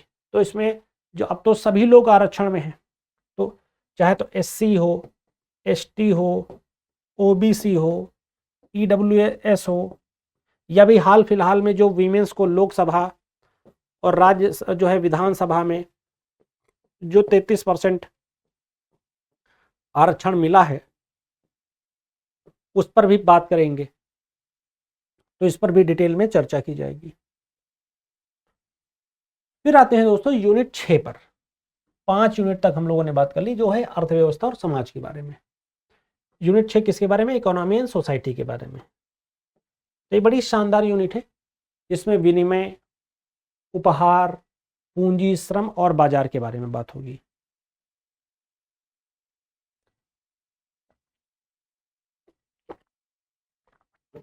कि विनिमय क्या होता है, एक्सचेंज क्या होता है। तो पहले होता था बार्टर सिस्टम, अगर मुझे धान की जरूरत तो मेरे पास गेहूं है, और किसी को जो है गेहूं की जरूरत उसके पास धान है, तो लोग आपस में वस्तु विनिमय किया करते थे। यही एक तरीका होता था लोगों से जुड़ने का, कनेक्ट होने का। फिर उपहार, उपहार लोग क्यों देते हैं दूसरे के यहाँ। अगर शादी में कोई न्योता लिखा कहता है 501, तो उम्मीद करता है कि 551 या 1001 हमारे यहाँ देकर जाएगा। तो ये चीज़ बहुत मायने रखती है। जैसे मार्शल मास एक उनको बताएंगे, उनकी पुस्तक है द गिफ्ट, उसमें उन्होंने डिटेल में कैसे जो ये उपहार हैं सामाजिक संबंधों को बनाए रखने में हेल्प करते हैं। फिर पूंजी की बात आएगी, कैपिटल क्या होता है, श्रम और बाजार के बारे में बात करेंगे। उत्पादन की विधियों पर बहस करेंगे कि उत्पादन की विधियां क्या होती हैं और वो कैसे काम करती हैं। संपत्ति और संपत्ति संबंध के बारे में बात करेंगे कि प्रॉपर्टी क्या होती है, प्रॉपर्टी कितने प्रकार की होती है, और हमारे यहाँ पर प्रॉपर्टी को लेकर क्या क्या तरीके हैं, नियम हैं, कि इसमें कानूनी प्रावधान भी समझेंगे कि 2005 के बाद महिला भी अपने पिता की प्रॉपर्टी में ले सकती है। फिर हम लोग इसमें मिताक्षरा और दायभाग के बारे में भी बात करेंगे। हमारे समाज के पितृसत्तात्मक स्वरूप के बारे में भी बात करेंगे कि कैसे चीज़ें चलती हैं। फिर राज्य और बाजार, कल्याणवाद और नव उदारवाद के बारे में बात करेंगे। फिर आर्थिक विकास के क्या मॉडल हमारे यहाँ यूज किए गए, तो जैसे मिश्रित अर्थव्यवस्था है वो हमने यूज करा, और उसके साथ सोशलिस्टिक बने रहे, क्योंकि हमारे देश की अधिकतर जनसंख्या गरीब है। अभी भी 80 करोड़ से अधिक लोग राशन लाते हैं राशन की दुकान से, जो उनको 3 रुपये 2 रुपये और 1 रुपये में मिलता है, वो खरीद के लेकर आते हैं। तो इससे पता चलता है कि स्थिति अच्छी नहीं है। गरीबी और अपवर्जन, अपवर्जन मतलब होता है एक्सक्लूजन, ठीक है। इंक्लूजन होता है समावेशन, एक्सक्लूजन यानी जो समाज की मुख्य धारा में शामिल नहीं है, उनकी बात करेंगे। गरीबी पर कि सापेक्षिक गरीबी और निरपेक्ष गरीबी क्या होती है। हमारे यहाँ तो गरीबी की परिभाषा ही इतनी मतलब हास्यास्पद है कि आपको दुख होगा कि कोई आदमी 47 रुपये 32-34 रुपये अगर कमा लेता है तो बस वो गरीब नहीं है शहरी ग्रामीण स्तर पर। कोई व्यक्ति अगर 2400 कैलोरी खाना खा लेता है और ग्रामीण और जो है शहरी व्यक्ति अगर 2100 कैलोरी खाना खा लेता है, शहरी 2100 कैलोरी खाना खा ले और ग्रामीण 2400, तो वो गरीब नहीं है। मतलब मजाक एकदम है। तो ये सारी चीज़ें भी हैं। कारखाना और उद्योग प्रणालियों पर भी बात होगी। ये श्रम संबंधों की जो बदलती प्रकृति है उस पर भी चर्चा करेंगे कि जो लेबर रिलेशंस है कैसे चेंज हुए हैं। फिर लिंग और श्रम प्रक्रिया की बात होगी, जेंडर और लेबर प्रोसेस की, कि कैसे श्रम संहिता जैसे है लेबर कोड ऑफ कंडक्ट बनाया गया है जिसमें 4 चीजें रखी गई हैं, है ना, उन पर पूरी बात होगी। तो ओवरऑल जो चीजें हैं वो सब चीजें कैसे जो है कारोबार, बिजनेस और फैमिली कैसे आपस में अब टकरा गए हैं, है ना, कि चीज़ें कैसे ओरिएंटेड हो गई हैं, मनी ओरिएंटेड हो गई, इससे इफेक्ट हो रही हैं सोसाइटीज़, उनके परिवार इफेक्ट हो रहे हैं इससे। फिर डिजिटल अर्थव्यवस्था क्या होती है और ई वाणिज्य क्या होता है, इसके भी संबंध देखेंगे कि डिजिटल इकोनॉमी और ई कॉमर्स, है ना, कैसे काम कर रहे हैं। जैसे यूपीआई, है ना, क्रेड, भारत पे,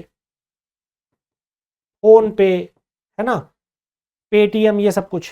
प्लस ई वाणिज्य का मतलब है जो तमाम ई कॉमर्स होता है, जैसे आप देखते हो अमेजॉन, फ्लिपकार्ट, मिंत्रा, मीशो, तो ये सारी चीज़ें। फिर वैश्विक बाजार, वैश्विक कारोबार और कारपोरेट के बाद पर्यटन और उपभोग, कि कैसे पर्यटन ने आजकल बड़ी अर्थव्यवस्था का स्वरूप धारण किया है। जीडीपी में पर्यटन का बहुत बड़ा रोल है। तो पर्यटन के बहुत सारे प्रकार हैं, शैक्षिक पर्यटन है, स्वास्थ्य पर्यटन है, धार्मिक पर्यटन है ना, ऐसे बहुत सारे पर्यटन हैं, उन पर फोकस किया जाएगा। कैसे जीडीपी में हेल्प कर सकता है, कैसे रीजनल डेवलपमेंट के लिए हेल्प कर सकता है। उपभोग, तो आज का समाज पूरा क्या है, उपभोग समाज है, जिसमें जो पूरा फोकस है वो उत्पादन पर फोकस है कि ज़्यादा से ज़्यादा लोगों को उपभोग कराने पर जोर दिया जाए ताकि वो अधिक से अधिक उनसे अर्निंग की जा सके, लाभ कमाया जा सके, है ना। तो इस पर भी चर्चा होगी। चलो अब आते हैं यूनिट नंबर 7 पर, जो है इन्वायरमेंट एंड सोसाइटी के बारे में, यानी कि समाज और पर्यावरण या पर्यावरण और समाज के बारे में। अब देखिए, समाज शास्त्र एक ऐसा विषय है, यानी कि दुनिया की सभी घटनाएं तो यार घटती ही समाज में और दुनिया की अगर सभी घटनाएं समाज में घट रही हैं तो यानी कहीं ना कहीं वो समाजशास्त्रीय अध्ययन के विषय के अंतर्गत आता है। और आपको पता ही कि समाजशास्त्र में एक उसकी शाखा है समन्वयात्मक समाजशास्त्र, जिसके प्रोपाउंडर हैं इमानुएल दुर्कheim। तो उन्होंने बेसिकली समाज में घटने वाली अधिकतर घटनाओं को समाजशास्त्र के अध्ययन के विषय क्षेत्र में शामिल किया है या पिरोया है ना। तो ऐसे ही पर्यावरण और समाज के संबंधों की बात होती है, क्योंकि मनुष्य को वो प्रभावित करता है पर्यावरण, और मनुष्य समाज का अंग है या अहम तत्व है, तो उसके अध्ययन करना जरूरी हो जाता है। तो सामाजिक, सांस्कृतिक, पारिस्थितिकी और विविध रूप कि सोशियो कल्चरल इकोलॉजी क्या है, कि हम जहाँ सोशियो कल्चरल इकोलॉजी का मतलब है अगर हम भारत में रहते हैं और हिंदू हैं तो ऐसे नमस्ते करते हैं, पैर छूते हैं, इस्लाम है तो लोग ऐसे हाथ उठाते हैं, क्रिश्चियंस अलग तरीके से जो है हाय हेलो करते हैं, खान पान की, रहन सहन की, भाषा बोली की, रीति रिवाज की, सबकी एक अपनी अपनी अलग अलग हैबिट्स हैं जिनको लोग एक्सरसाइज करते हैं। फिर दूसरा आ गया प्रौद्योगिकी परिवर्तन, कृषि और जैव विविधता। प्रौद्योगिकी परिवर्तन मतलब technological changes, agriculture and biodiversity. कैसे जैव विविधता ने कृषि के समक्ष संकट उत्पन्न कर दिए हैं, उत्पादन गिर गया है, लाभ की जो है समस्या बन गई है कृषि के सामने। फिर देसी ज्ञान प्रणालियां, देसी ज्ञान प्रणालियां और देसी औषधियां, तो जैसे इसमें आपने पढ़ा होगा आरोग्य, ठीक है, सेवा रिगपा, हमारे यहाँ पर तमाम लोकल मेडिसिन भी बहुत रहती हैं, जड़ी बूटी, पतंजलि है ना, पतंजलि। तो ये सब कुछ पद्धति हम यहाँ पर समझते हैं। फिर जेंडर और इन्वायरमेंट के बीच में कैसा रिलेशन है, लिंग और पर्यावरण के बीच संबंध कैसा है। तो हमने बताया कि सामाजिक आंदोलन जितने भी हुए हैं उनमें अगर हम पहले आंदोलन की बात करेंगे तो चिपको आंदोलन कहीं ना कहीं महिलाओं के द्वारा शुरू किया गया आंदोलन है, जिसमें जो है गौरा देवी ने सबसे पहले पर्यावरणीय सुरक्षा के लिए फोकस करा था। फिर वन नीतियां, आदिवासी और अपवर्जन, तो 2006 से लेकर 2016 तक की वन नीति की बात होगी।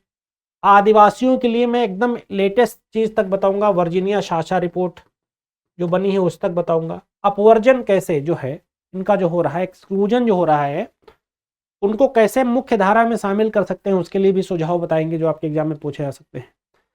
पारिस्थितिकी ह्रास और प्रवास, पर्यावरणीय जो डिग्रेडेशन है, इकोलॉजिकल जो डिग्रेडेशन है, जो पर्यावरण धीरे धीरे समाप्त होता जा रहा है, प्रदूषण इतना बढ़ रहा है।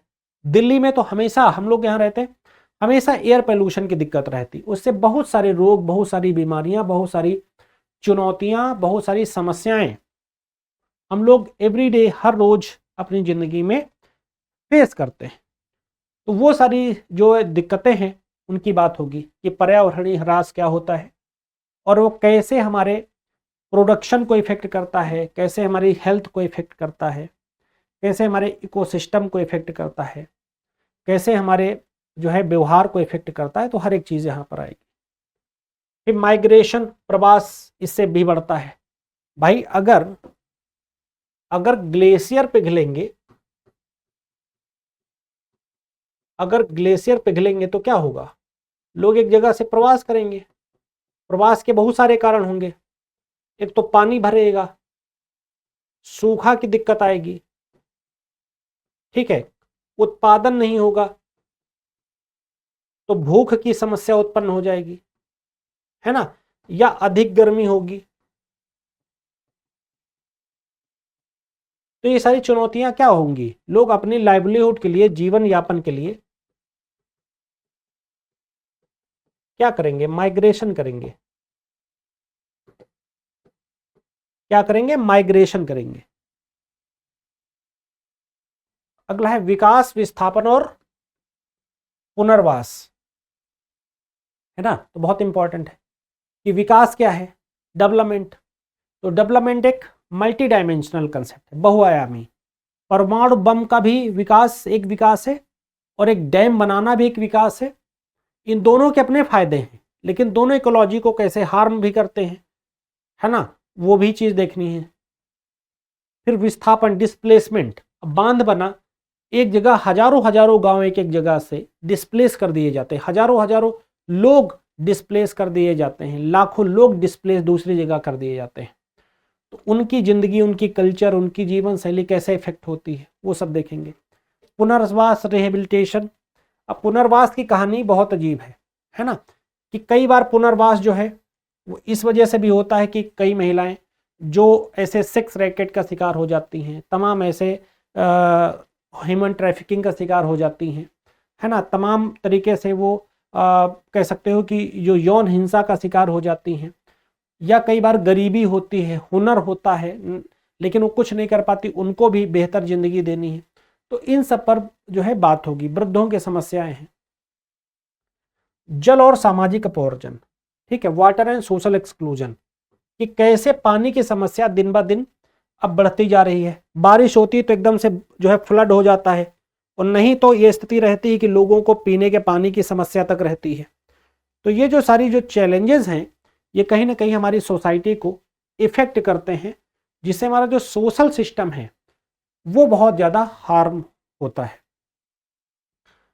आपदा और सामुदायिक प्रतिक्रियाएं, ठीक है, कि जो डिजास्टर्स आते हैं, अब देखिए आपदा दो प्रकार से होती है, एक होती प्राकृतिक, एक होती थी मानव निर्मित, और उसके साथ जो सोशल जो रिएक्शंस हैं, कम्युनिटी के जो रिएक्शंस हैं वो बड़े खतरनाक। अभी देखो गुजरात में कैसे बाढ़ आ रही है कि लोगों के घर में मगरमच्छ तक जा रहे हैं।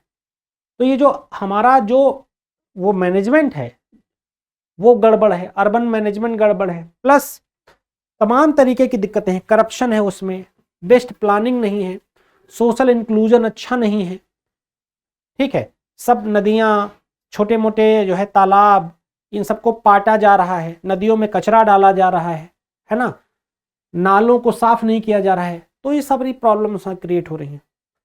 फिर पर्यावरणीय प्रदूषण, तो पर्यावरणीय प्रदूषण की बात आई तो इसमें बहुत सारे प्रदूषण आएंगे, जल प्रदूषण, ध्वनि प्रदूषण, रेडियोधर्मी प्रदूषण, वायु प्रदूषण, है ना, ऐसे तमाम प्रदूषण इसमें शामिल होंगे। इलेक्ट्रॉनिक कचरा, वो सब कुछ, अंतरिक्ष कचरा इसे बोलते हो, वो सब कुछ होगा। लोक स्वास्थ्य और दिव्यांगता, तो जैसे कि मैंने बताया दिव्यांगता इतने 21 प्रकार की होती है 2016 के अधिनियम के आधार पर। और हमारे देश में 2.1% लोग क्या हैं, दिव्यांग हैं। सबसे ज्यादा दिव्यांगता आंखों की है हमारे यहाँ पर। लोक स्वास्थ्य की बात करेंगे तो महिलाओं की में 53-54% महिलाएं हैं जिनमें खून की कमी है। बहुत सारी बीमारी जो है से लोग ग्रस्त हैं, बीमारियों से। लोगों में जो प्रॉब्लम है उनमें बहुत सारी प्रॉब्लम है, जैसे माल न्यूट्रिशन की प्रॉब्लम है, संस्थागत प्रसव नहीं हो रहे हैं, है ना, कुपोषण का शिकार हैं लोग, तमाम तरीके की दिक्कतें हैं। कि जलवायु परिवर्तन और अंतर्राष्ट्रीय नीतियां, तो इसमें बहुत सारे जो जलवायु परिवर्तन का मतलब होता है, देखो जलवायु एक स्थिर अवधारणा है ना। तो जब जलवायु परिवर्तन का मतलब होता है कि जब मौसमी दशाओं में एक दीर्घकालिक परिवर्तन आने लगे, तो उसको इस श्रेणी में रखा जाता है। जैसे ज़्यादा बारिश होना, कम या एकदम बारिश ना होना, या बहुत ज़्यादा सूखा पड़ना, ऐसे तमाम दिक्कतें आती हैं। अब इसके लिए वो पृथ्वी सम्मेलन, कोप सम्मेलन, कानकुन सम्मेलन, बान सम्मेलन, है ना, रियो सम्मेलन, अर्थ समिट, क्लाइमेट जस्टिस, ऐसी तमाम सारी चीज़ें हैं जिन पर बात होती है ना, पेरिस समझौता, तो ये सब कुछ है। फिर पर्यावरणीय संबंधी आंदोलन, पर्यावरण जो संबंधी जो आंदोलन है, इन्वायरमेंटल जो मूवमेंट है, बहुत सारे आंदोलन हैं। जैसे कि मैंने बताया चिपको आंदोलन, अपिको आंदोलन, नर्मदा बचाओ आंदोलन, है ना, ऐसे बहुत सारे जो आंदोलन हैं जिसमें चिल्का झील को बहुत ज़्यादा डाइवर्ट किया गया, उससे जुड़े मूवमेंट हैं। तो ये सारी चीज़ें लगातार चलती रहती हैं।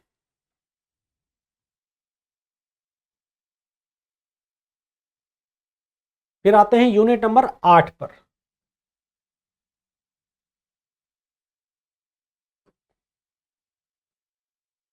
Family and marriage and kinship, परिवार, विवाह और नातेदारी, बहुत इंपॉर्टेंट है। परिवार, विवाह और नातेदारी, तो देखिए परिवार, विवाह, नातेदारी तीनों क्या हैं, सामाजिक संस्थाएं हैं।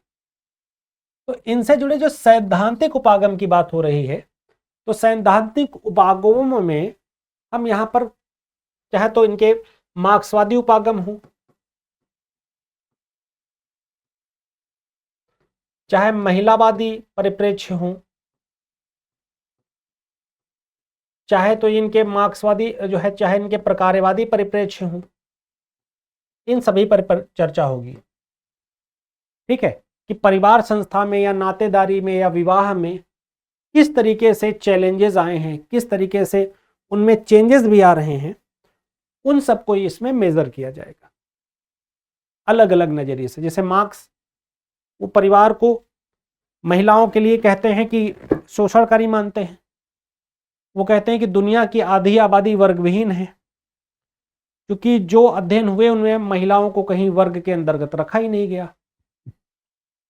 ठीक है, कैसे वैवाहिक बंधन काम करते हैं, जो हमारे यहाँ पर विवाह से जुड़े तमाम नियम हैं, 16 संस्कार हैं 16 संस्कार है ना, सप्तपदी, जो 7 फेरे अग्नि को जो है साक्षी मानकर जो कसम खाई जाती है या जो फेरे लिए जाते हैं, वो सारी चीज़ें हैं। या और अगर हम इसमें बात करें तो इसमें बहुत सारी चीज़ें आती हैं, जैसे मार्क्स क्या कहता है कि परिवार एक शोषणकारी संस्था है, महिला का सदैव शोषण होता है पितृतंत्र के द्वारा, पूंजीवाद के द्वारा। महिलावादी जो विचारक हैं वो महिलाओं की स्वतंत्रता की बात करती हैं, उनके अधिकारों की बात करती हैं, उनके कह सकते हो कि हक की बात करती हैं, उनकी स्वतंत्रता की बात करती हैं। जो प्रकारवादी चिंतन है ये चाहे तो परिवार संस्था, न्यूक्लियर से सिंगल फैमिली, जैसे आजकल एक कंसेप्ट है डिंक फैमिली बहुत हो रही है। डिंक फैमिली का मतलब होता है डुअल इनकम। इसका मतलब होता है जो हस्बैंड वाइफ दोनों काम करते हैं, दोनों कमाते हैं, लेकिन दोनों मौज करते हैं, लेकिन दोनों बच्चे भी पैदा नहीं करना चाहते, वो अपने आप को फ्री रखना चाहते हैं। या जैसे जापान में कंसेप्ट है फ्रेंड्स मैरिज का, कि ठीक है शादी का एक दबाव है, हम शादी कर लेंगे, लेकिन हम बच्चे पैदा करना या इस तरीके की जो जिम्मेदारियां हैं उनको हम आपसी सहमति से करेंगे। कोई दबाव नहीं होगा परिवार के अन्य सदस्यों का कि नहीं तुम्हें शादी हो गई, बस 1 साल में मुझे पोते पोती का मुंह दिखाओ हमारे यहाँ तो यही होता है ना, साल भर में पोते पोती का मुंह देखना होता है, दादी दादा और मम्मी पापा को। तो वो वाली चीज से भी उसमें बचने की जो है धारणा है। फिर जो महिलावादी चिंतन है उसके बारे में मैंने बता दिया। हमारे कल्चरल बहुत बड़ा कंसेप्ट है। जैसे हिंदू समाज में हम बात करें तो विवाह को क्या माना जाता है, एक संस्कार। इस्लाम में समझौता, ईसाइयत में क्या है, समझौता और संस्कार दोनों है। अगर तुम सिविल मैरिज करते हो तो समझौता है, चर्च में जाकर करते हो तो संस्कार है। तो ऐसे ही व्यापक जो है धारणाएं हैं। अब परिवार की संरचना में परिवर्तन आ रहा है, nuclear family, single parent family, है ना, ऐसे तमाम सारे कंसेप्ट जो है डेवलप हो रहे हैं। फिर लिंग संबंध और शक्तिगत की, और इससे जुड़े बहुत सारे चिंतकों पर भी बात होगी। फिर लिंग संबंध और शक्तिगत की। अब पावर डायनेमिक्स कैसे चेंज हो रही है, जैसे अगर महिला भी कमा रही है तो पावर डायनेमिक्स चेंज हो रही है, अगर पुरुष नहीं कमा रहा है तो कहीं ना कहीं। और अगर लिंग संबंधों की बात करें तो हमारा समाज कैसा है, पितृसत्तात्मक, मसलमैन या माचोमैन का दबदबा रहता था। लेकिन अब वो जो तरीका है, जो स्वरूप है, जो व्यवस्था है, उसमें क्या आ गया है, चेंजेस आ गया है, उसमें परिवर्तन आ गया है। तो ये एक बड़ी बात है। फिर विरासत की बात होगी तो विरासत तो भैया क्या होता था कि दादा की आंखें बंद हुई तो पापा को मिला, पापा का आंखें बंद हुई तो भाइयों को मिल गया, आपस में शेयरिंग प्रॉपर्टी, सबकी साझा संपत्ति बढ़ जाती थी। उत्तराधिकार के नियम की बात होती है तो जैसे महिलाओं, जैसे जो जनजातियां हैं उनमें कनिष्ठाधिकार, खासी जनजाति में कनिष्ठाधिकार का कंसेप्ट है कि जो घर की सबसे छोटी बेटी होगी वो प्रॉपर्टी में को होल्ड करेगी। जबकि उत्तर भारत में अगर हम बात करें तो घर का जो बड़ा बेटा होता है वो फैमिली को होल्ड करता है, फैमिली को चलाता है, जबकि संपत्ति साझी होती है। लड़की का शादी विवाह कर दिया, दहेज दिया या नहीं दिया या नहीं देना है, जो भी स्थिति है, लेकिन लड़की बाद में उसमें हिस्सा नहीं दिखाती है ना, ये नहीं रहता है। अथॉरिटी को लेकर क्या चीज है। फिर लिंग, लैंगिकता और प्रजनन, जेंडर, सेक्सुअलिटी एंड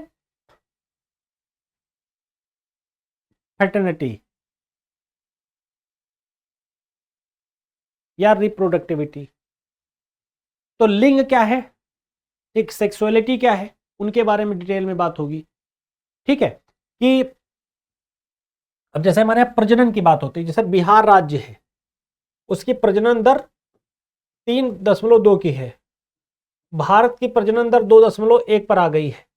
तो ये कैसे अलग अलग स्तर पर इसको रोका जाए, क्योंकि भारत में 143 करोड़ जनसंख्या है, बहुत खराब स्थिति है हर मामले में।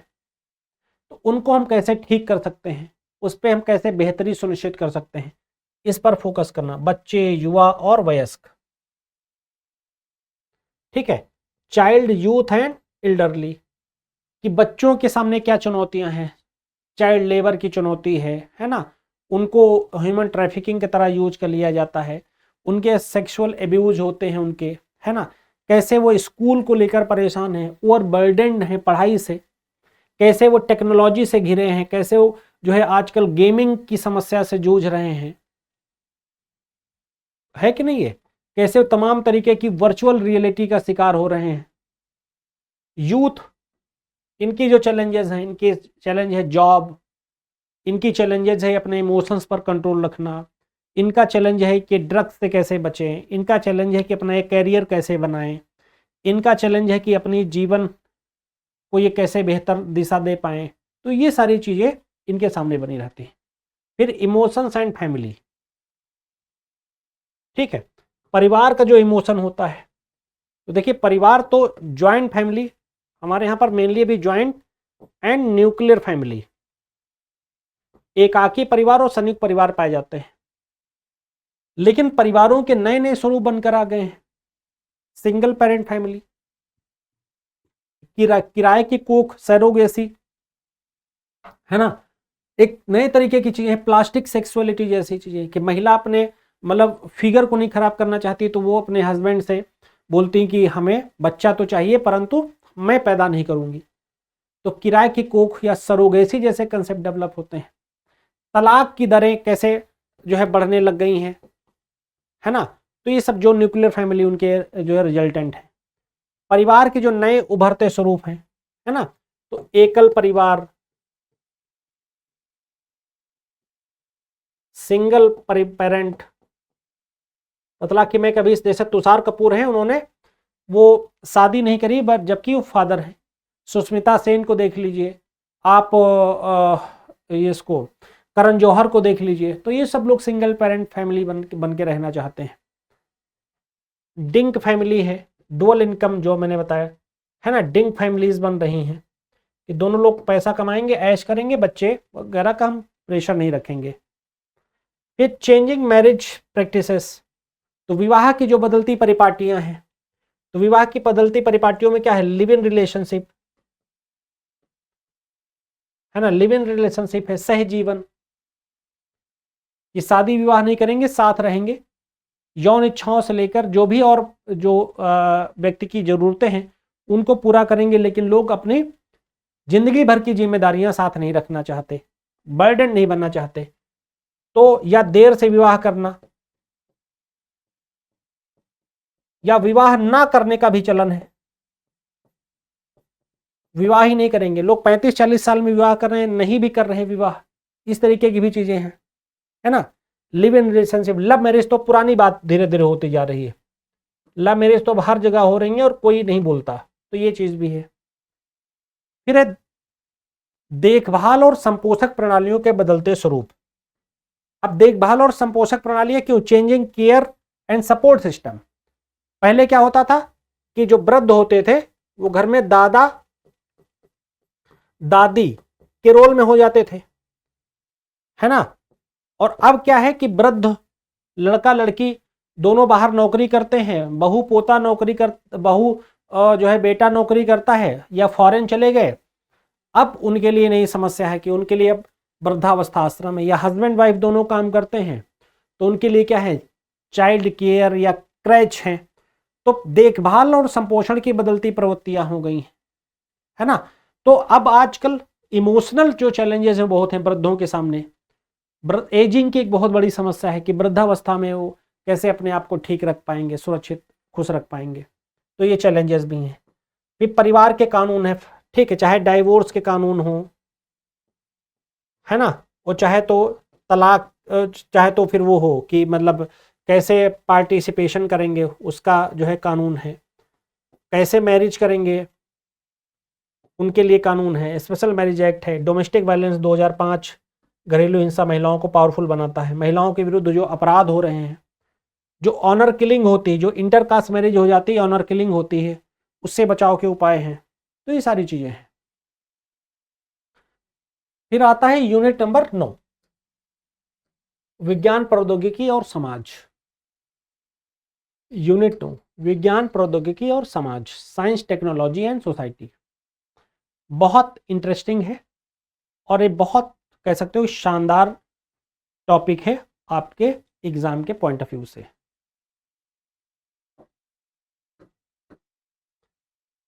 तो प्रौद्योगिकी विकास का इतिहास, कि टेक्नोलॉजिकली जो डेवलपमेंट हुए हैं, जो टेक्नोलॉजिकल जो डेवलपमेंट हुए हैं उनके बारे में बात करना।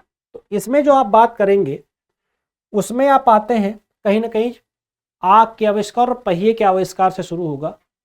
फिर चार्ल्स बेबेज का जो कंप्यूटर बनाना और उसके आगे की जो पूरी कहानी है, जो पूरी गाथा है कि आज हम कैसे एक जो है आर्टिफिशियल इंटेलिजेंस या जनरल आर्टिफिशियल इंटेलिजेंस में आ गए हैं, कैसे हम कंप्यूटर के चार क्रांतियों को हमने देखा है ना।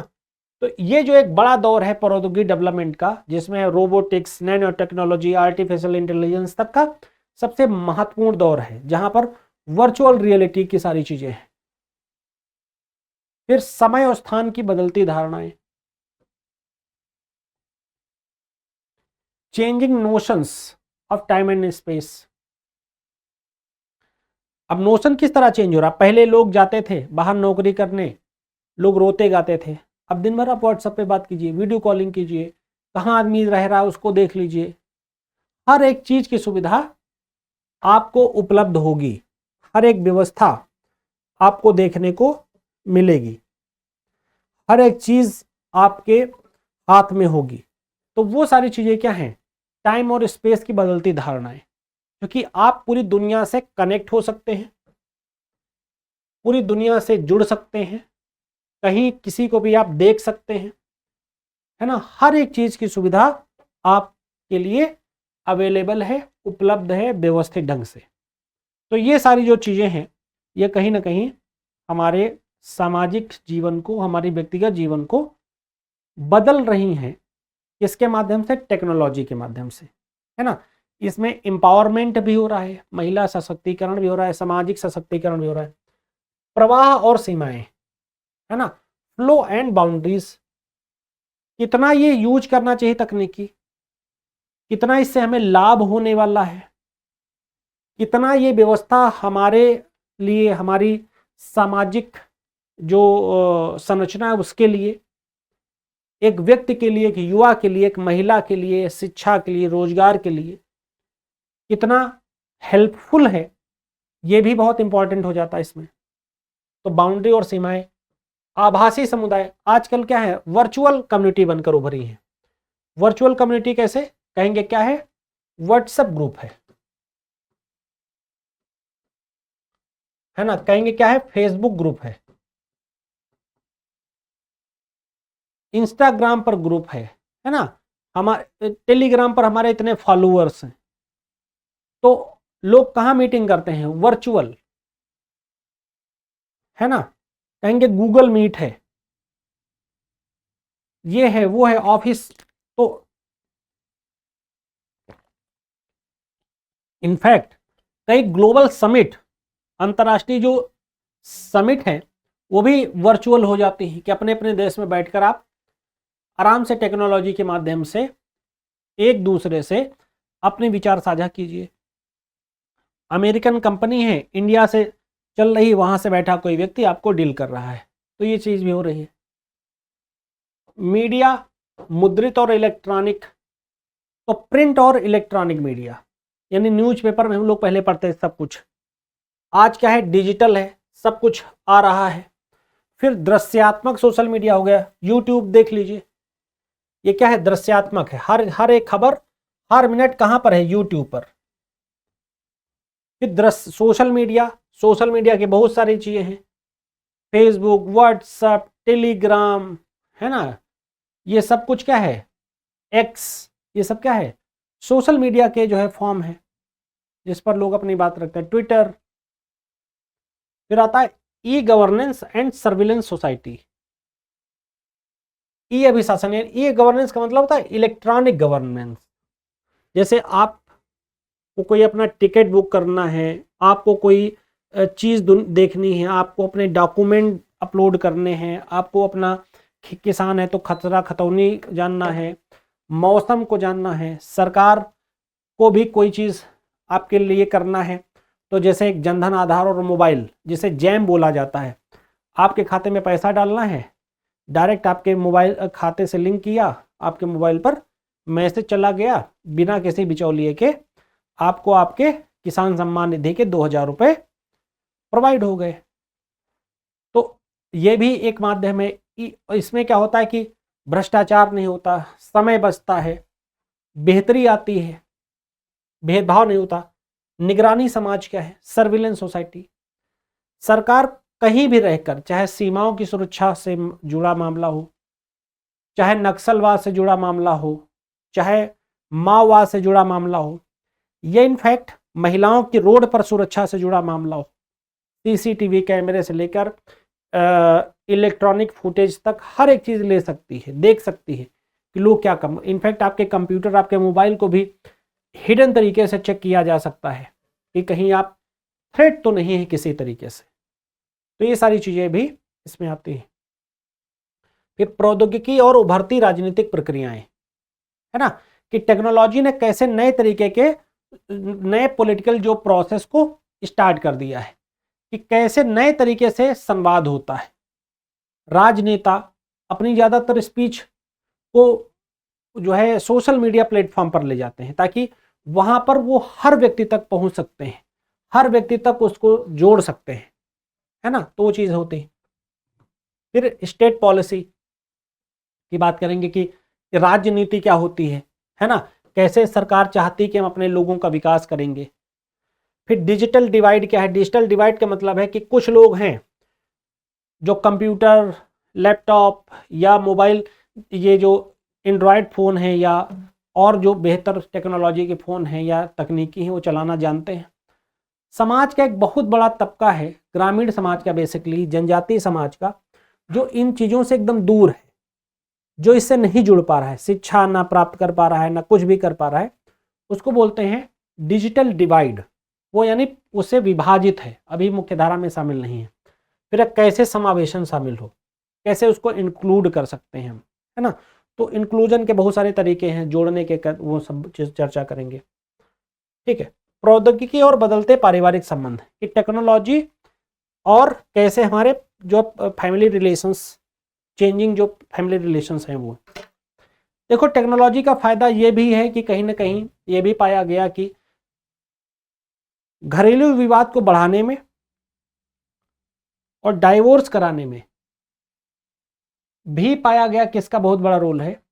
वहीं दूसरी तरफ आप पूरी दुनिया में कहीं भी हैं, आपको अपने परिवार के साथ जुड़ने में, आपको अपने परिवार की देखरेख करने में, उसमें भी ये बहुत कुछ हद तक हेल्पफुल रहा है। तो उस लिहाज से भी इसके बारे में बात कर सकते हैं। फिर टेक्नोलॉजी एंड बदलती स्वास्थ्य व्यवस्थाएं, technology and changing health system, कि तकनीकी ने स्वास्थ्य व्यवस्थाओं को कैसे बेहतर किया है, कैसे उसने स्वास्थ्य को समुन्नत और बेहतर करने का काम किया है। Technology and changing health system, तो जाहिर सी बात है तकनीकी ने आज क्या करा है, नैनो टेक्नोलॉजी, है ना, से लेकर आज देख तो रोबोटिक सर्जरी तक हो रही है ना। किसी भी चीज की जो है दवा, वो आपको कम समय में अधिक प्रभावी ढंग से उपलब्ध कराई जा सकती है। तो स्वास्थ्य सुविधाओं को बेहतर करने में तकनीकी का बहुत अच्छा रोल है। कोविड की दवा इतने कम समय में आ पाई, जबकि 10 साल तक मिनिमम किसी जो है वैक्सीन को लगते हैं। तो ये सारी चीज़ें क्या हैं, कहीं ना कहीं हमारे समाज को, हमारी व्यवस्था को बेहतर बनाने की दिशा में एक प्रयास है। जबकि हमारी जनसंख्या 130 करोड़ से 143 करोड़ के आसपास है, 130 करोड़ से अधिक है कुल मिला के। तो ऐसे में तकनीकी स्वास्थ्य सुविधाओं को सरल कर सकती है, आसान कर सकती है, पहुंच सुनिश्चित करा सकती है। फिर फूड एंड टेक्नोलॉजी। अब देखिए, खाद्य की जो चुनौती है, चाहे खाद्य को सुरक्षित रखने का काम हो, आज भी हमारे देश में 14 करोड़ के आसपास लोग भूखे सोते हैं। माल न्यूट्रिशन एक बड़ी समस्या है। लोगों के लिए ये हेल्पफुल हो सकती है प्रिजर्व करने में, संरक्षित करने में, उनको सब्जी को, फल को, मांस को, मछलियों को सुरक्षित रखने में, उनकी कह सकते हो कि जो लाइफ है उनको बढ़ाने में हेल्प कर सकती है, सेल्फ लाइफ बढ़ाने में। फिर साइबर अपराध। साइबर अपराध में बहुत प्रकार के अपराध होते हैं। आर्थिक अपराध, छवि खराब करना, पोर्नोग्राफी से जोड़ना, ऑनलाइन स्टॉकिंग करना, ऐसे बहुत सारे प्रकार के अपराध होते हैं जो साइबर अपराध की श्रेणी में आते हैं। तो इस पर बात करेंगे। फिर लास्ट में आती है यूनिट 10, अंतिम यूनिट है यह यूनिट 10, संस्कृति और सांकेतिक रूपांतरण, कल्चर एंड सिंबॉलिक ट्रांसफॉर्मेशन। तो इसमें हम लोग बात करेंगे कि कैसे संस्कृति हमारे समाज को अब बदलती जा रही है। और पूरी आज का युग कैसा है, ग्लोबलाइजेशन का युग है। जब हमारा समाज आज का वैश्विक समाज है, तो ऐसे में कहीं ना कहीं तकनीकी के स्तर पर हम पूरी दुनिया से कनेक्ट हैं। और जब हम कनेक्ट हैं तो हमारी कल्चर पर दूसरे देशों की कल्चर का प्रभाव, और हमारी कल्चर का दूसरे देशों पर प्रभाव, और दूसरी कल्चर का हमारी संस्कृति पर प्रभाव एकदम स्वाभाविक है, जिसे बचा भी नहीं जा सकता, जानबूझकर इनफैक्ट नहीं बचा जा सकता। तो वो सारी चीजें, तो संकेत क्या होते हैं, प्रतीक क्या होते हैं, इनको समझेंगे। फिर धार्मिक अनुष्ठान क्या होते हैं, आस्थाएं और प्रथाएं क्या होती हैं, इनको समझेंगे, है ना, कि कैसे ये काम करते हैं। भाई, जो एक प्रथा है वो क्या है, एक परंपरागत और हस्तांतरणीय अवधारणा है, जो एक समाज से दूसरे समाज को निरंतर जो है दी जाती है। हम अपने माँ बाप से, अपने समाज से सीखे हैं, हम आगे की पीढ़ियों को देंगे, हमारे बच्चे अपनी पीढ़ियों को देंगे। तो इस तरह से बदलती रहती है। बदलती भौतिक संस्कृति। तो भौतिक संस्कृति का मतलब है एक तरीके से आप सभ्यता कह सकते हैं।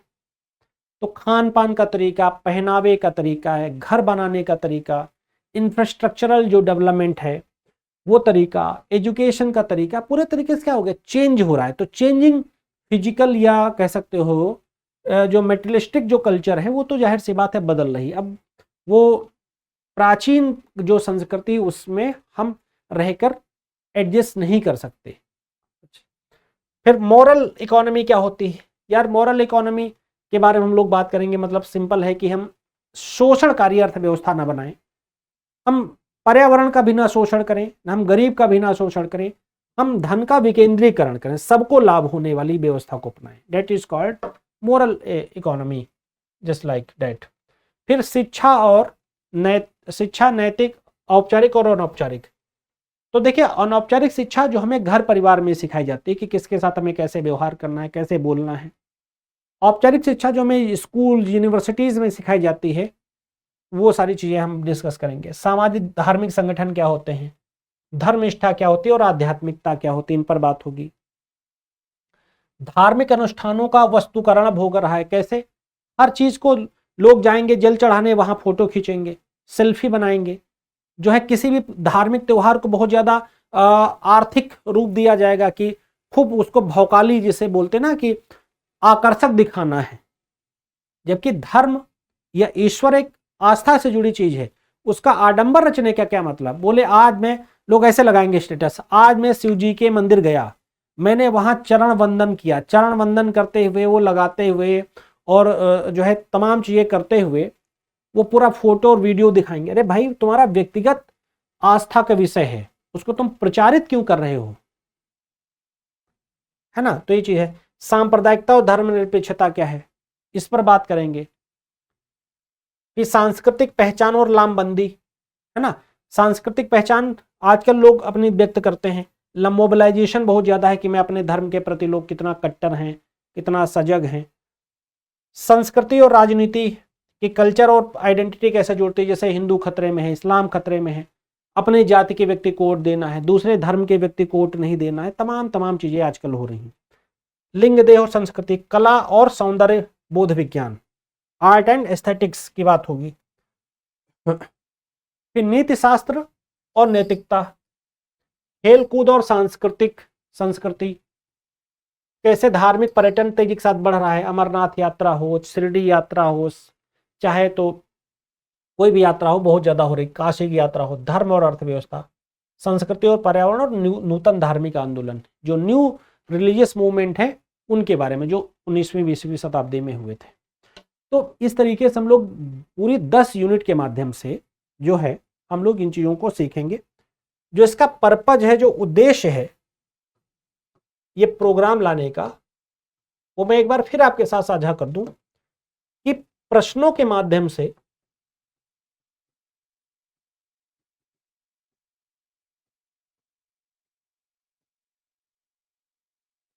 विस्तृत विश्लेषण करना, जिससे आपके टॉपिक भी कवर हो जाएंगे, आपकी कंसेप्ट क्लियरिटी भी अच्छी होगी, आपके जो है अवधारणाएं भी अच्छी क्लियर हो जाएंगी, और साथ में जो प्रश्नों की समझ है वो भी अच्छी होनी जरूरी है, क्योंकि प्रश्न गहरे होते हैं। प्रश्नों की समझ भी गहरी होगी ताकि आप सही विकल्प लगाने में चूके ना।